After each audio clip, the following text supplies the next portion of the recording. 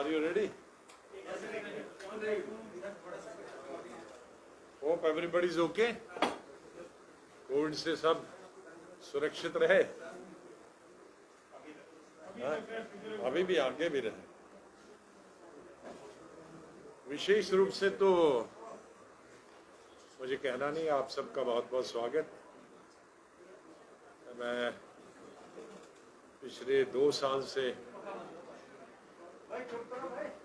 तो कोविड के कारण कम आना हुआ और शुरू में तो सरकार ने बंदिश ही लगाई थी आने पे, और उसके बाद कोविड ने बंदिश लगा दी। और आशा करते हैं कि कोई तीसरा कोविड ना आए, ताकि हमारा आना जाना और आप लोगों से मिलना जारी रहे। बरसात के कारण मेरी इच्छा तो थी कि मैं जम्मू प्रोविंस का दौरा करूं, सभी 10 डिस्ट्रिक्ट का, लेकिन कुछ कोविड के कारण और कुछ बरसात के कारण, जिस तरह से इस दफ़ा पहाड़ी इलाकों में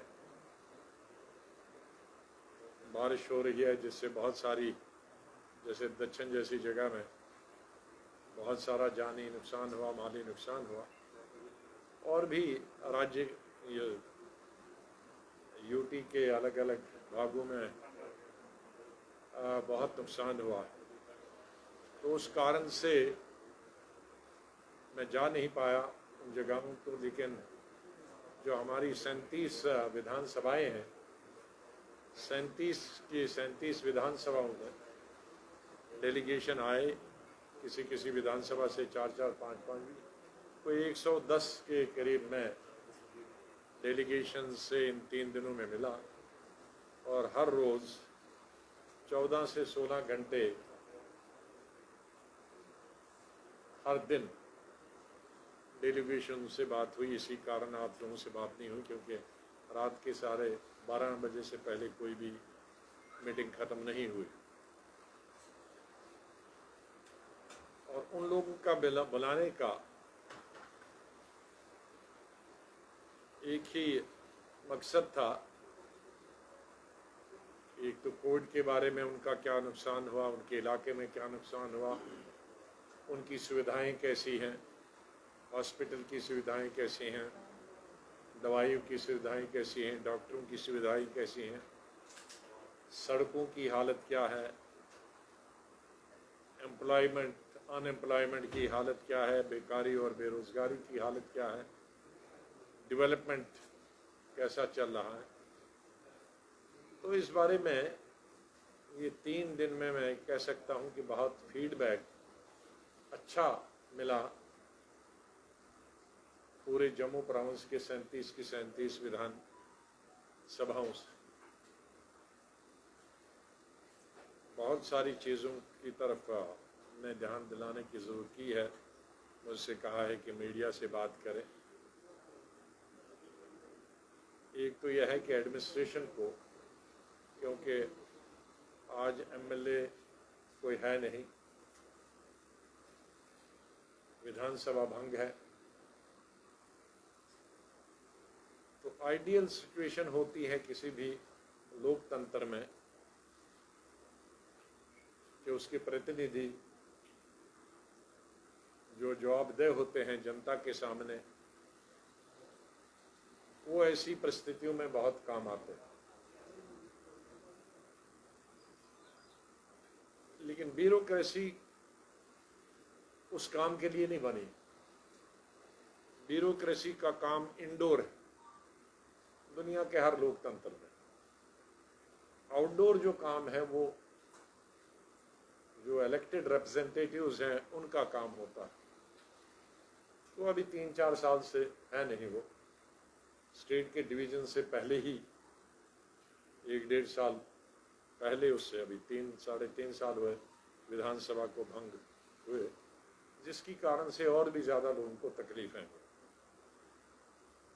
तो हमारी मांग जो हमारी पार्टी ने 5 मुद्दे रखे हैं, उसको हम फिर दोहराते हैं कि तुरंत ज़रूरत है इस स्टेट में जल्दी से डिलिमिटेशन को ख़त्म करना, कंक्लूड करना, वाइंड अप करना, कंक्लूड करके वाइंड अप करना और स्टेटहुड देना।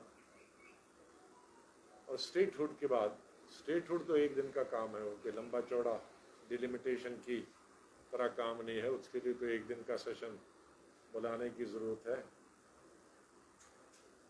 और उसको बिल को पास करके स्टेटहुड देके और फिर तुरंत विधानसभा के इलेक्शन कराए जाएं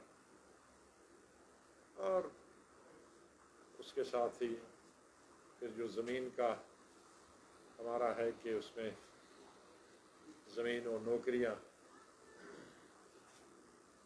उनका प्रावधान होना चाहिए। हालांकि लेजिस्लेचर वो अपने आप से भी कर सकती है, अगर नेशनल लेवल पे उसका कोई प्रावधान न हो तो लेजिस्लेचर सक्षम है ये दोनों चीज़ें करने के लिए, वो हो सकता है। और कश्मीरी पंडित जो 30-31 साल से देश के अलग अलग भागों में है, दुनिया के अलग भागों में, उनको वापस लाओ। तो हमारा अनुरोध यही होगा केंद्रीय सरकार से कि ऑल पार्टी मीटिंग में जो माननीय प्रधानमंत्री जी ने और गृह मंत्री जी ने आश्वासन दिया था सभी पार्टीज को, उसको लॉन्ग टर्म या मीडियम टर्म के बजाय शॉर्ट टर्म में इम्प्लीमेंट करना चाहिए। उससे लोगों को बहुत फ़ायदा मिले।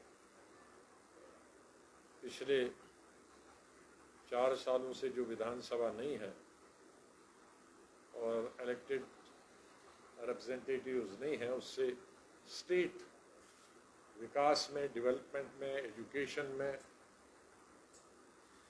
हर चीज़ में बहुत पीछे चली।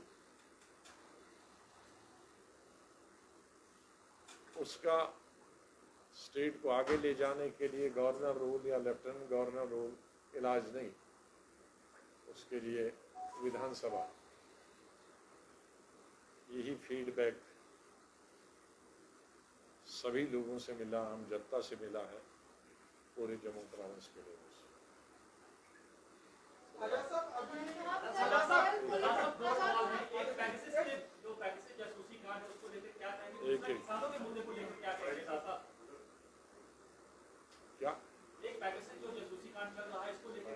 क्या कार्ड चल रहा है? अच्छा, वो देखो, उससे मैं ज्यादा प्रभावित नहीं हूँ क्योंकि वो वैसे ही चल रहा है 7 साल से।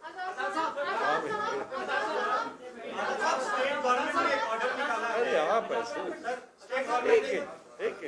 एक मैं सबको देखो, एजेंसी करे या सरकार करे, फर्क तो कोई नहीं पड़ता।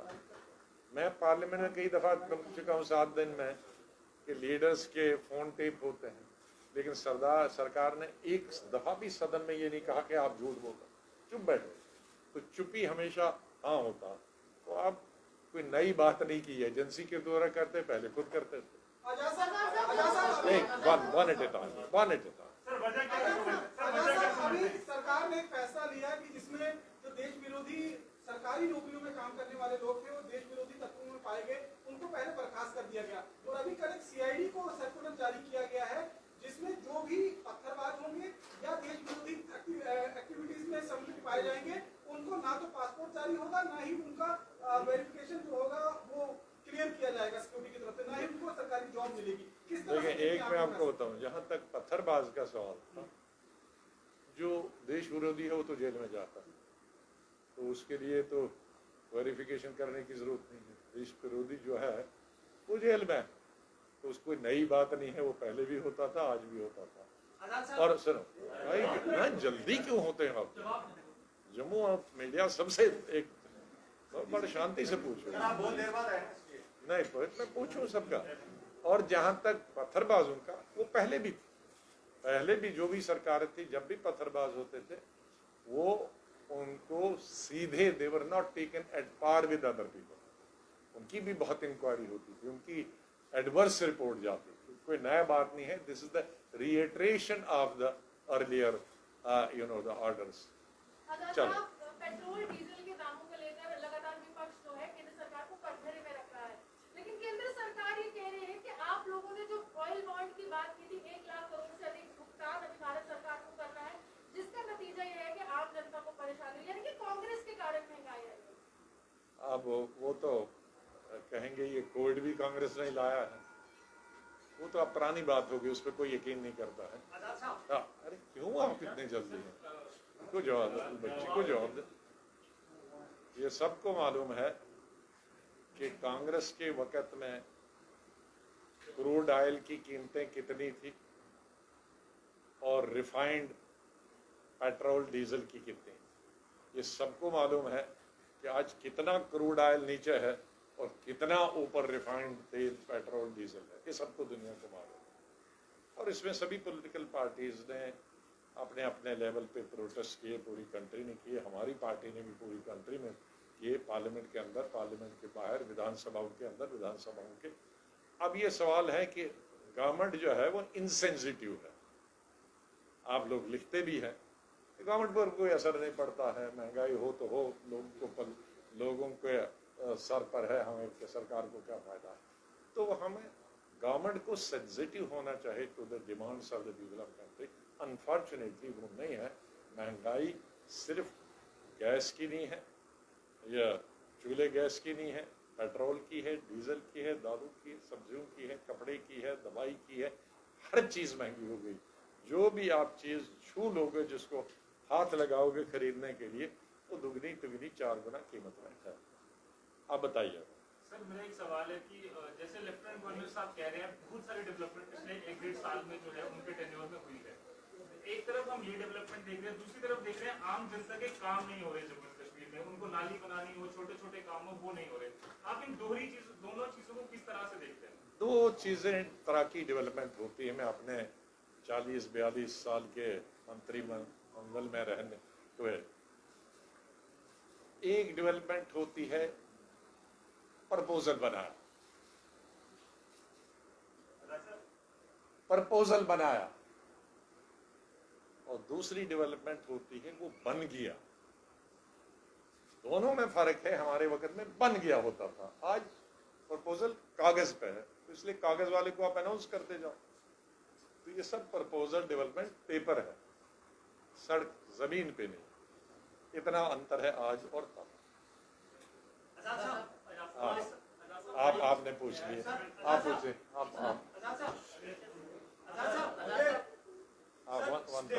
सर, स्टेट इलेक्शंस की तरफ जा रहा है, आपने खुद कहा कि पहले स्टेट रूल की डिमांड हो, उसके बाद इलेक्शंस की तैयारी हो। आप क्या खुद यहाँ कांग्रेस को लीड करेंगे इलेक्शंस में? क्योंकि इलेक्शंस बहुत क्रुशियल होने वाले हैं, क्योंकि बीजेपी 370 हटाने का जो है प्रोपेगेंडा करेगी, दूसरी तरफ के लोग। तो क्या आप खुद यहाँ इलेक्शंस को लीड करेंगे अगर पार्टी आपको मौका देती है, और किस तरह की रणनीति रहेगी कांग्रेस? देखो, लीड करने का सवाल क्या है आपका? जब भी इलेक्शन होते हैं, मैं 40 साल से कंपेन करता हूँ, यहाँ देश भर में करता हूँ, और ये होम स्टेट है, यहाँ तो करना ही करना। क्यों नहीं कंपेन करेंगे? तो कंपेन करेगा, लेकिन ये जरूरी है, ये अनिवार्य है कि पिछले 4 साल से एक बहुत बुरे फेज से स्टेट निकली, चाहे वो जम्मू के लोग हों या कश्मीर के लोग हों। कश्मीर में टूरिज्म खत्म हो गया, कश्मीर में हैंडीक्राफ्ट्स का काम खत्म हो गया, कश्मीर में फ्रूट का काम खत्म हो गया। जम्मू में इंडस्ट्रीज जो थी, कठवा सांबा में 75% बंद हो गई है। ये मैं पार्लियामेंट में रिकॉर्ड यहाँ से लेकर रख दिया हूँ। अभी फरवरी मेरी जब टर्म खत्म होने थी उस सेशन में, और ये सब कश्मीर को कैटर करते थे। कश्मीर बंद हो गया तो उनकी जो सप्लाई देने वाले थे इंडस्ट्री, वो बंद हो गई, जिससे लाखों अनएम्प्लॉयड यहाँ हो गए। अब 7,500 इंडस्ट्रीज बंद हो गए, उनमें अगर 1000 कुछ 100 भी होंगे तो 400-500 भी तो थाउजेंड्स। यहाँ का दुकानदार खत्म हो गया, यहाँ का पर्यटन, यहाँ का भी पर्यटन खत्म हो गया। तो और जो डेवलपमेंटल वर्क होता था वो हमेशा, वो कश्मीर में हो, जम्मू में हो, रूरल एरियाज में हो, सड़कें हो, दूसरी हो, ये चीजें कहीं नहीं। उसकी वजह से अनएम्प्लॉयमेंट हो गई, ऊपर से कोविड की वजह से और मुसीबत आ गई। तो इसलिए मैं नहीं चाहता कि अब कोई दूसरा विवाद खड़ा हो जाए। कुछ पार्टियां कहेंगी कि हम इलेक्शन नहीं लड़ेंगे जब तक स्टेट देंगे, कुछ रहेंगे हम लड़ेंगे, तो एक अलग फिर विवाद खड़ा हो जाएगा। तो अगर ये इतना टाइम 4 साल हमने वेस्ट किया है, अब हमको कोई टाइम वेस्ट नहीं करना चाहिए, नॉट फॉर पॉलिटिकल पार्टीज, लोगों के लिए। फिर एक तूफान मच जाएगा, कोई कहेगा मैं इलेक्शन नहीं लड़ूंगा यूटी में, कोई कहेगा मैं तभी इलेक्शन लड़ूंगा, तो एक विवाद तो खड़ा हो जाएगा। फिर एक मुसीबत से निकलेंगे दूसरी में, तीसरी में। हमको we must come out of this.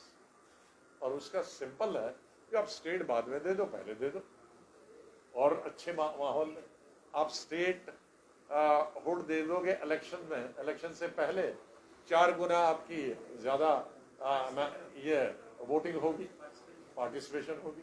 तो किसी भी गवर्नमेंट को ये देखना चाहिए कि डेमोक्रेसी का सबसे बेस्ट चीज है कि लोगों की पार्टिसिपेशन कितनी है। तो लोगों की मैं ये कह सकता हूं कि यूटी में 1/4 पार्टिसिपेशन हो सकती, 1/10 भी हो सकती, और स्टेटहुड पहले दें, अनाउंस करें, और फिर इलेक्शन हो तो 10 गुना ज्यादा आपकी पार्टिसिपेशन होगी। और वो पार्टिसिपेशन स्टेट के लिए भी अच्छी होगी, गवर्नमेंट के लिए भी अच्छी होगी, हिंदुस्तान के नाम के लिए भी अच्छी होगी, लोकतंत्र के लिए भी अच्छी होगी। आजाद साहब, 2024 में प्राइम मिनिस्टर नरेंद्र मोदी को हराना आसान नहीं होगा हर एक पॉलिटिकल पार्टी के लिए, स्पेशली कांग्रेस के लिए, क्योंकि कांग्रेस अभी जो है you seems to be a house divided. आप देखिए पंजाब में जो पंजाब के कांग्रेस के प्रेसिडेंट हैं, उनकी चीफ मिनिस्टर के साथ नहीं बनती, और कई जगहों पर ऐसा चल रहा है, राजस्थान में भी यही हालात है। तो क्या लगता है सर कि प्राइम मिनिस्टर नरेंद्र मोदी के अगेंस्ट कांग्रेस खड़ी हो पाएगी 2024 में? सर देखो, लोकतंत्र हाउस इन ऑर्डर नहीं है सर। हाउस तो कहीं नहीं, वो तो बीजेपी का भी ऑर्डर में नहीं होता है। हमारे ठीक है, वो पार्टी को स्ट्रेंथन करने की थी, वो कोई डिवीजन नहीं था, वो परसेप्शन था। हम कहते हैं जल्दी जल्दी इलेक्शन करो, इलेक्शन में नए चुन के आते हैं, but this no division, just अभी भी आपकी पार्टी का इंटरनल इलेक्शन नहीं। आप इंटरनल इलेक्शन इस कोविड में कैसे करें, इसलिए तो हम कोविड में मांग ही नहीं कर सकते। लेकिन ये ठीक है, आपका कहना है अच्छा, ये ठीक है कि सभी पॉलिटिकल पार्टीज को हमारी कोई कमजोरियां रही और उन कमजोरियों को ठीक कर रहे हैं। ये तो ये जब स्टेप लेते हैं तो उससे थोड़ी बहुत के लिए डिस्टेबलाइज होता है, लेकिन लॉन्ग रन के लिए वो ठीक होता है। I think we are going to sort out, यहाँ का सॉर्ट आउट हो गया। पंजाब कौन जीता है किसको मालूम है, 24 तक क्या होगा, या हमें मालूम नहीं था कि ये कोविड आ जाएगा, और जो हमारे पिछले साल हजारों कितने लाखों लोग हमसे चले गए। तो 24 तो अभी 3 साल है, 3 साल हम पूरा प्रयास करेंगे और अपनी पार्टी को सक्षम करने के लिए, मजबूत करने के लिए। पंजाब हम सरकार बनाएंगे, कांग्रेस सरकार बनाएगी दोबारा।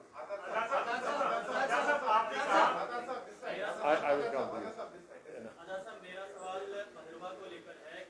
जब गुलाम नबी आजाद जम्मू कश्मीर के मुख्यमंत्री थे, उन्होंने भद्रवा मेला भी शुरू करवाया था, भद्रवा के लोग बहुत खुश थे।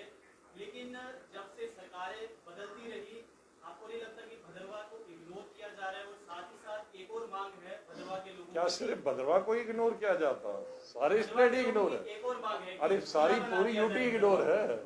जिला बना दिया जाए भद्रवा का। वो जिला मैं ऐसी कमिटमेंट नहीं करता हूँ कि, लेकिन इग्नोर सब स्टेट यूटी है। आप बताइए। आपसे ये आप कह रहे हैं कि बीजेपी जो है सिर्फ जम्मू कश्मीर नहीं बल्कि देश भर में फैली हुई है। मैंने ये नहीं बताया, मैंने बताया कि महंगाई को आप अपना जो मैं बता रहा हूँ कि महंगाई है और महंगाई का नोटिस नहीं लिया जाता। क्या लगता है कांग्रेस, मतलब इतनी बीजेपी की तरफ से महंगाई भी आप कह रहे हैं, कई ऐसे मुद्दे हैं जिनको लेकर आप कह रहे हैं, कांग्रेस किस जगह कमजोर पड़ गई कि उसको अपोजिशन का रोल अदा नहीं कर पाई? दूसरी ममता बनर्जी एक अलग फ्रंट बना रही है, क्या कांग्रेस भी इसमें शामिल हो? मुझे नहीं लगता अभी कोई फ्रंट ऐसा बन रहा। वो भी कई महीनों के कई सालों से आई नहीं थी। पहले हमारी पार्टी रहती थी, मैं ही उसका अरेंजमेंट करता था, मिसेस गांधी प्रिजाइड करती थी। लेकिन इधर 2 सालों से जब से कोविड हुआ तो वो मीटिंग नहीं हो पाई और मिलना मिलाना नहीं हो पाया। अब वो आई तो सबसे मिली और जीत के आई हुई थी तो एक मिली। तो मैं नहीं सोचता हूँ कि अभी कोई ऐसा फ्रंट बनाने की कोई शुरुआत हुई है। अगर तब जब राज्यसभा में आपका जो आखिरी दिन था आपकी टर्म का, तो वहाँ पर सभी ने आपकी प्रशंसा की, प्रधानमंत्री नरेंद्र मोदी ने भी आपकी प्रशंसा की, आपने भी उनकी काफी तारीफ की। तो सर अगर तब आप मुझे बताइए कि प्रधानमंत्री नरेंद्र मोदी की ऐसी कौन सी खूबी है, क्वालिटी है जो आपको सबसे ज्यादा पसंद है? चलिए आगे वाला भाई। पहली बार 170 हटने के बाद प्रधानमंत्री नरेंद्र मोदी ने ऑल पार्टी मीटिंग जी। बुलाई, आप इसमें गए, उस मीटिंग के बाद क्या बदला? उसके बाद सिर्फ इतना बदला कि ये बड़े अरसे से 1-1.5 साल से कमीशन बनाया गया था, लेकिन कमीशन वो निकला नहीं घर से बाहर।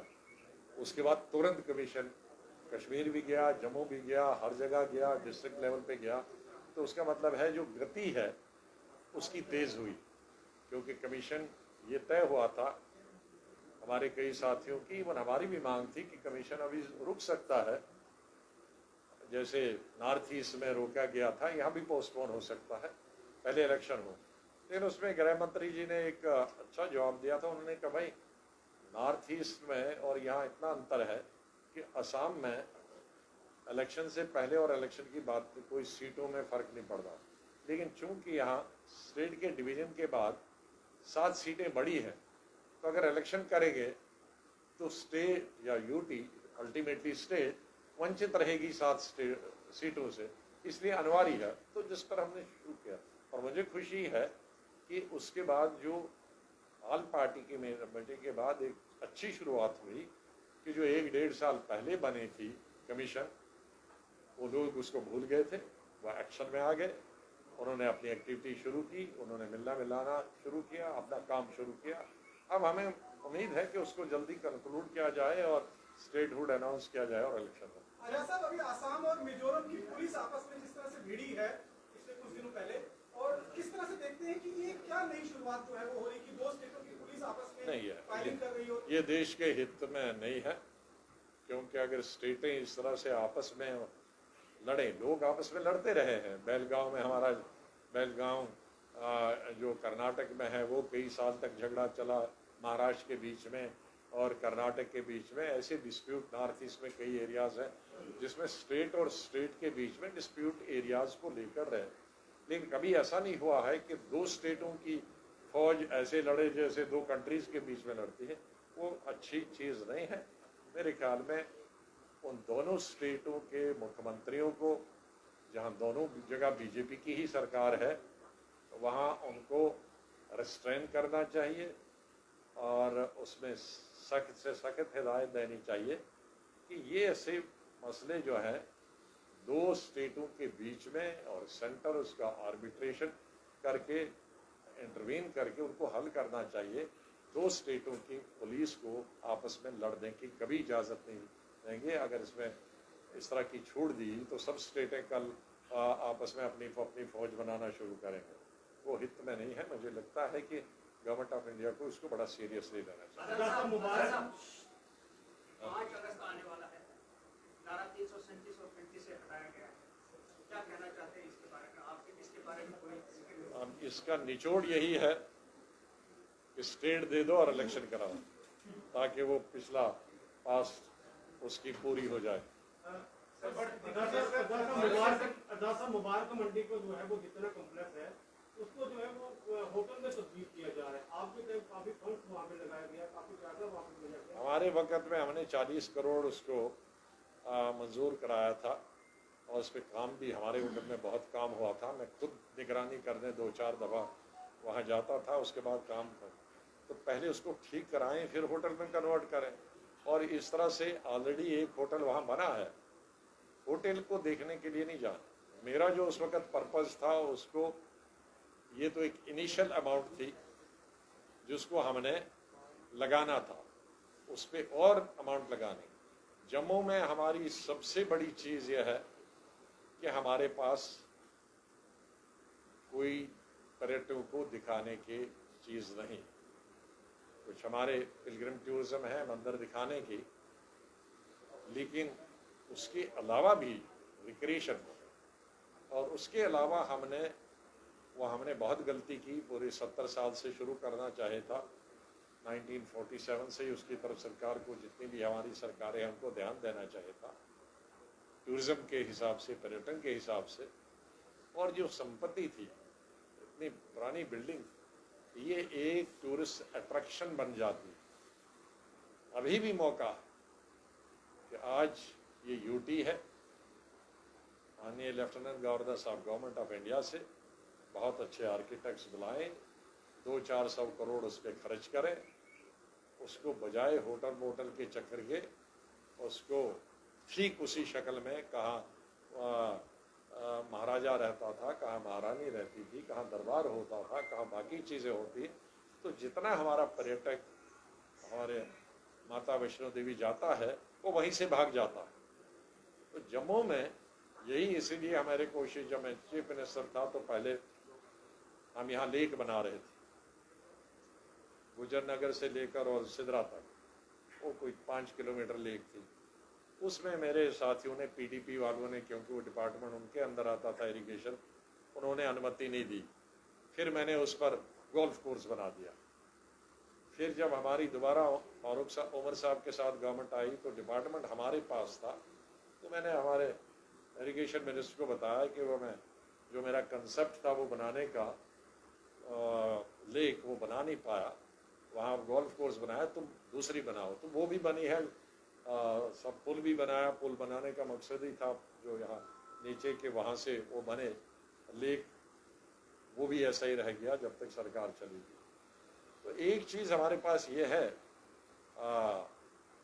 महाराजा की, पुराने कितने महाराजों की, ये एक पर्यटक के लिए, हमारे लिए अट्रैक्शन हो सकती है। ये हमारे दुकानदार, हमारा बिजनेस, हमारे होटलियर, हमारे टैक्सी वाले, हमारे कॉफ़ी टी स्टॉल वाले, कॉफ़ी बेचने वाले और सामान बेचने वाले, इनको अगर हमने ज़िंदा रखना है, नौकरी तो आजकल मिलती नहीं है, तो अनएम्प्लॉयमेंट भयंकर है, तो हमको अगर जम्मू शहर में एम्प्लॉयमेंट क्लियर करना है तो ये 2 चीज़ें हमने कर दी। एक तो इसको ठीक करना है, पैलेस को, और दूसरा दरबार को जारी रखना। ये बहुत गलत कंसेप्ट है दरबार बंद करना। जो महाराजा जी ने शुरू किया था दरबार 6 महीने, और दरबार उधर रहे। मैं ये स्पष्ट करना चाहता हूँ कि दरबार अगर मूव नहीं होगा तो जम्मू बर्बाद हो जाएगा। इससे कश्मीर के लोगों को कोई फायदा नहीं है। जिसको जम्मू रहने के लिए आना होगा वो आएगा, लेकिन जो दरबार के साथ कई हजार लोग आते हैं, उससे हमारे यहाँ होटल भी भरे रहते हैं, उससे हमारे टी स्टॉल भी चलते हैं, उससे हमारी टैक्सियाँ भी चलती हैं, उससे हमारी जो दुकान, जितना बिजनेस है वो सब चलता है। उससे किराया जितना लोग लेते हैं, हजारों, मैंने चीफ मिनिस्टर असेसमेंट कराया है, हजारों लोग 1 कमरा, 2 कमरा, 3 कमरा जम्मू के रहने वाले, इरेस्पेक्टिव ऑफ रिलीजन, वो किराए पे देते हैं। 6 महीने उनको किराया आता है गरीब लोगों को, जिनके पास होटल नहीं है, सड़क नहीं है, टैक्सी नहीं है, टांगा नहीं है, लेकिन मकान है। लेकिन मकान का 6 महीने आता है किराया, तो उसका साल निकल जाता है। तो यहाँ की इकॉनमी जो है जम्मू की, जम्मू डिस्ट्रिक्ट की, वो इकॉनमी हमारी निर्भर है दरबार पर, और दरबार नहीं आएगा तो जम्मू और बिल्कुल यहाँ पर्यटक नहीं है। तो इसलिए जम्मू के उत्थान के लिए, जम्मू के डेवलपमेंट के लिए, जम्मू के विकास के लिए, जम्मू की इकॉनमी के लिए दरबार का आना बहुत जरूरी है। कश्मीर प्रीमियर लीग जो है इमरान खान करवा रहे हैं, उससे पहले उन्होंने वहाँ पे असेंबली इलेक्शन भी कराए हैं। क्या लगता है जिस तरीके से पाकिस्तान की ये कार्रवाइयाँ चल रही हैं, कि कितना खतरनाक हो सकता है कि भारत को पीओके को अपना अंग बताता रहा? अब ये केंद्रीय सरकार को देखना है क्या चाहिए, इसमें मैं नहीं करता। तेजस्वी यादव का कहना है कि कांग्रेस से स्ट्रॉन्ग ऑपोजिशन नहीं हो सकता, सबको अपने टीएमसी वगैरह सबको अपने ईगोस छोड़ने चाहिए। तो ईगोज तो वैसे नहीं किसी भी पार्टी में नहीं होना चाहिए। हमने कब कहा है कि हम ही सबके दुनिया के नेता हैं? कांग्रेस पार्टी ने कभी तो नहीं, इसीलिए तो ऑल पार्टी मीटिंग होती थी, और ऑल पार्टी में कोई कभी किसी एक पॉलिटिकल पार्टी को ऐसा नहीं किया कि यही हमारा सबसे रिप्रेजेंटेटिव है। सर आपका नाम कुछ चल रहा है, वर्किंग प्रेसिडेंट आ रहे हैं कांग्रेस में? बहुत साल हो गए हमें काम करते, वर्किंग प्रेसिडेंट, जनरल सेक्रेटरी, उम्र भर इसी में हो गई। सर अपर हाउस आपका इंतजार कर रहा है, क्या हम फिर से देख सकते हैं? अपर हाउस किसी का इंतजार नहीं करता। सर राज्यसभा की अपोजिशन सर एक सीट खाली हो रही है अभी। अपर हाउस और लोअर हाउस ने कई महायोद्धा देखे हैं। ठीक है, अब कश्मीर जम्मू कश्मीर की वॉइस हम उठाते थे, फोर्सफुली उठाते थे, राज्यसभा में वो नहीं उठेगी। अनुच्छेद 370 और 35 से हटाए जाने की जो है वर्षगांठ अब है, लेकिन अभी कुछ समय पहले हमने देखा था कि कांग्रेस के जो वरिष्ठ नेता है दिग्विजय सिंह, एक क्लब हाउस चैट में उन्होंने एक पाकिस्तानी पत्रकार से बातचीत करते हुए कहा कि अगर कांग्रेस दोबारा सरकार में आती है तो वो पूरे मसले पर रिव्यू करेंगे। तो आपका क्या मानना है? मेरे ख्याल में पार्टी ने इस पे कोई व्यू नहीं लिया। वर्किंग कमेटी हो, पार्टी में इस पे कोई व्यू नहीं, जब आएगी तब देखेंगे। किसानों के मुद्दे को लेकर क्या करेंगे? किसानों का मुद्दा जेन्युइन है, और एक साल से अब किसान बिल्कुल सड़कों पर धूप, सर्दी, बर्फ, गर्मी सब बर्दाश्त करते रहे, बारिश में खाते। उनका मुद्दा वो सरकार को प्रेस्टीज पे, और मैं बहुत लंबी चौड़ी तकरीर किया था किसानों पर, और मैंने माननीय प्रधानमंत्री जी थे 1 घंटा का भाषण किया था, और मैंने 6 ऐसे ईयर वाइज बताए थे ओकेजन्स कि जहां ब्रिटिशर के वक़्त में ब्रिटिश सरकार और किसानों के बीच में टकराव हुआ, 6 के 6 दफा ही ब्रिटिश सरकार ने विड्रॉ किया था। तो मैंने प्रधानमंत्री जी को कहा था कि भाई ये 6 दफा जब ब्रिटिश सरकार विड्रॉ कर सकती है अपने ऑर्डर, तो हम क्यों नहीं विड्रॉ कर सकते? तो मैं समझता हूँ कि किसानों की जो मांगे हैं तो उनको मानना चाहिए। सर अभी जिस तरह से धारा 370 जब हटाई गई थी 2019 5 अगस्त को, तो सभी पार्टियों का कहना था कि गलत तरीके से अनकॉन्स्टिट्यूशनली इसको हटाया गया है जम्मू कश्मीर से।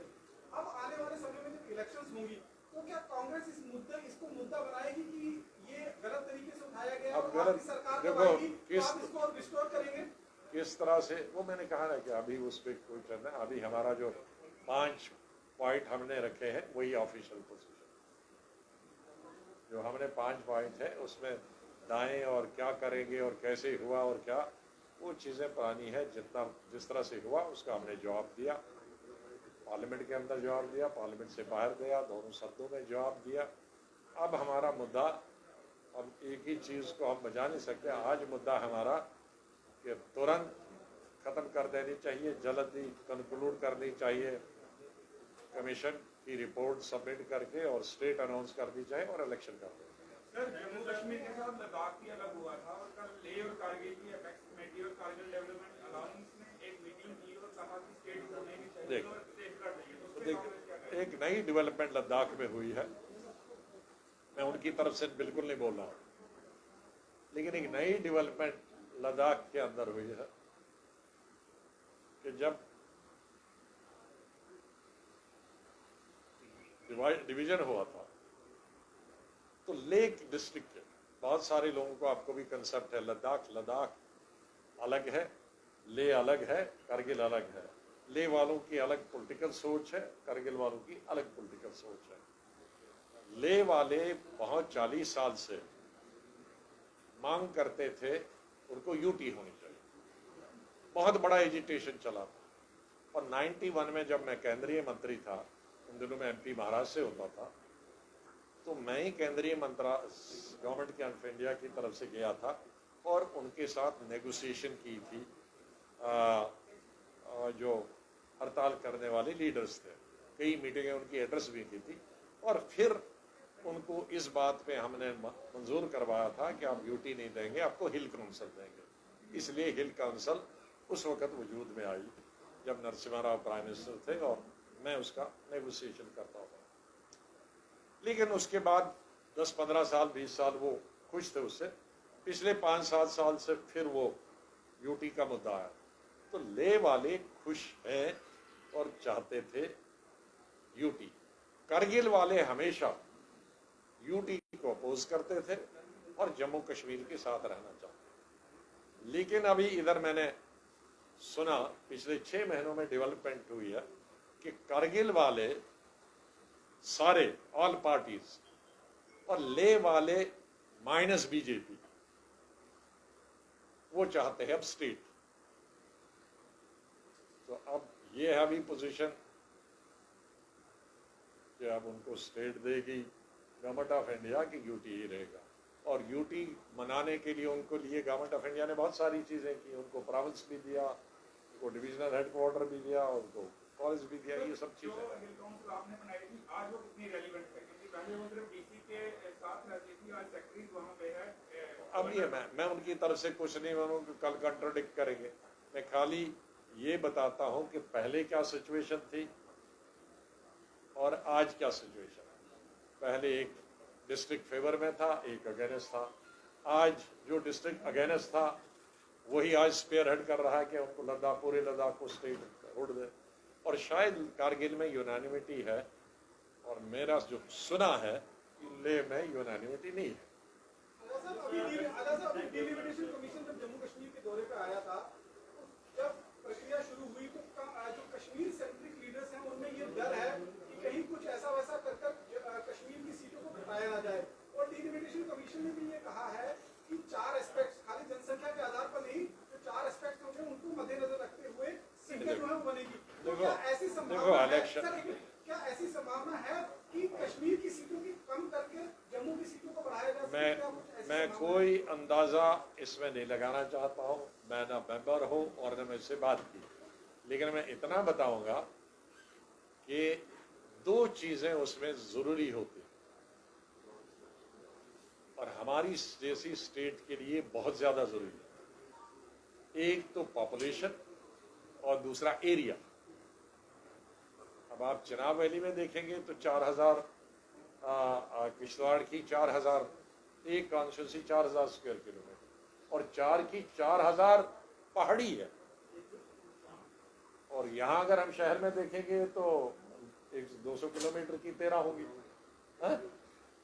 तो ये या श्रीनगर शहर की। तो मेरा ये मानना है कि इलेक्शन कमीशन को एरिया भी, ज्योग्राफिकल एरिया और पॉपुलेशन दोनों कंसिडरेशन करेंगे। और जो ये ऐसा नहीं है पहली दफा, यही देखें ना जो हमारे पहाड़ी इलाके हैं, नॉर्थ ईस्ट, अरुणाचल प्रदेश 30 सीटें और है कितना 5 लाख आबादी, या मिजोरम 30 सीटें या 40 सीटें है कितनी 6 लाख आबादी। तो इसका मतलब है कि वरना उस हिसाब से तो 2 कॉन्स्टिट्यूंसी आनी चाहिए, 40 नहीं होनी चाहिए। तो इसका मतलब है कि जो पहले कमीशन बैठे हैं उन्होंने सिर्फ पॉपुलेशन को क्राइटेरिया नहीं बल्कि प्राथमिकता उन्होंने एरिया को भी दिया। तो इस इलेक्शन कमीशन को प्रायोरिटी पॉपुलेशन में देनी चाहिए कि कौन, अगर बड़ी स्टेट कॉन्स्टिट्यूंसी उसको 2 करो, लेकिन अगर एरिया है उसमें चाहे 40,000 वोट हो तो लेकिन 1000 स्क्वायर किलोमीटर पे तो हो।